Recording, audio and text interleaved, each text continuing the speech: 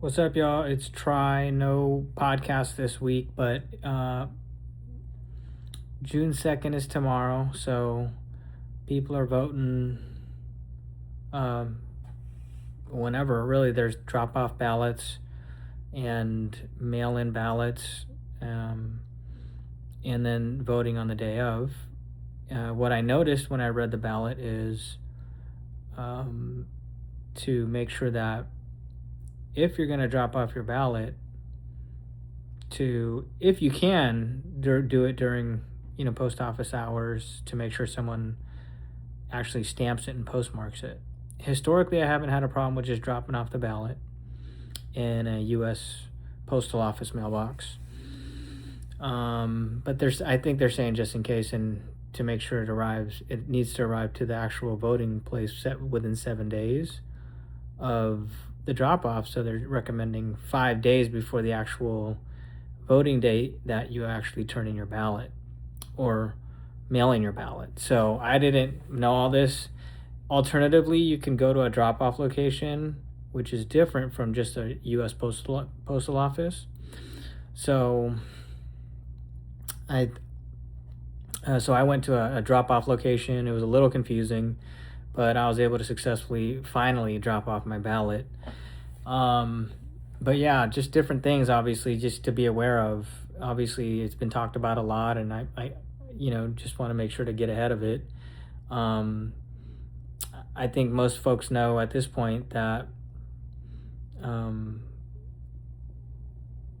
my feelings in terms of California and I guess, well, the leading candidates right now, Tom Steyer, Becerra. His name is Xavier on the ballot, by the way. Xavier Becerra.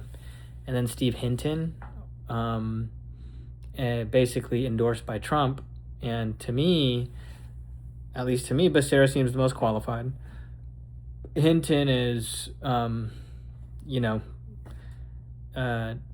typical sort of MAGA candidate, It's just funny. I read down the ballot of the Republicans and all of them, like the Secretary of State's whoever's running there is like, oh, I'm going to make sure we got free and fair elections. And it's just the same talking points.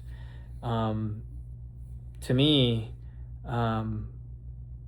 paranoid talking points, just unhinged and very extreme talking points, in my opinion. But yeah, I mean, to me, Becerra seems the most qualified. And then you go down the list of lieutenant governor and attorney general. I didn't see anything wrong with the job Rob Bonta has been doing. I think lieutenant governor was Fiona Ma, from what I remember. There was obviously there was obviously state senate. Not obviously, but just depending on where you are. So there's a few on there, and there's ways you can be informed. There's a ballot, a voting sort of aid or guide that usually comes with your ballots, and so you can go in there and flip through. Some of them have it, the information in their profiles for some of the offices that are on the ballot. Some are not included for some reason, so I had to look up individual candidates if I wanted to know more. There's insurance commissioner.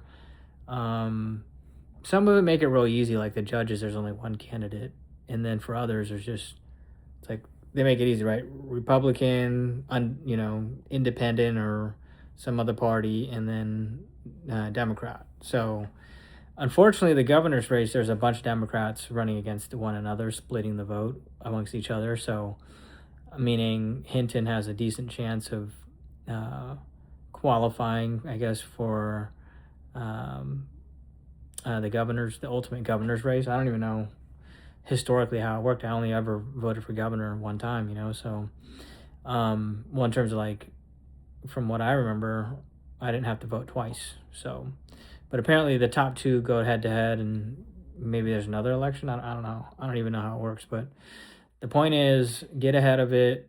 If you haven't, make sure to go to a polling station tomorrow to vote. I think many are open past 5. If you're mailing in your ballot and you haven't done it yet, safest to go, if you go into the post office, make sure someone stamps it. If you're not going in the post office, and you're just like putting it in your own mail, you may risk it not being postmarked unless you know exactly when they pick it up and stuff like that. Um, so yeah, I mean, for mail in, just make sure if you haven't done it already, maybe try to go to the post office and do it, or find a drop off location. For my drop off location, I went there. The voting office was closed, which was confusing, and so but there was a ballot box way down the other side of the supermarket. Essentially, is what it was, and I had to walk all the way down, and I wouldn't have known it was even there had people not told me that it was there. Otherwise, it looked closed. It looked closed. It was like voting booth or office, which online says it's open till 8. Well, it was closed at 5, and then the actual drop off box was way down in the boonies, which with no signage, like, hey, the ballot box is down here. So a little confusing. I mean, there's apparently a ballot box. There are at drop off location. There's a ballot box. You got to find it. There may be a voting office, but it may be closed after 5.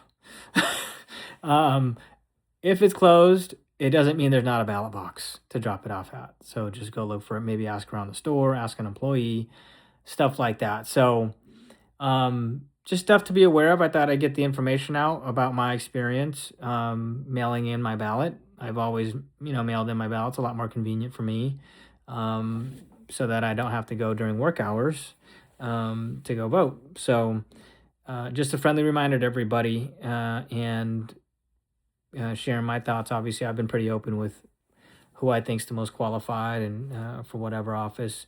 It'd be great, in my view, if Tom Steyer and Becerra were the two qualifying candidates, and it looks like it could happen. It's just people got to get out there and vote for who they believe in.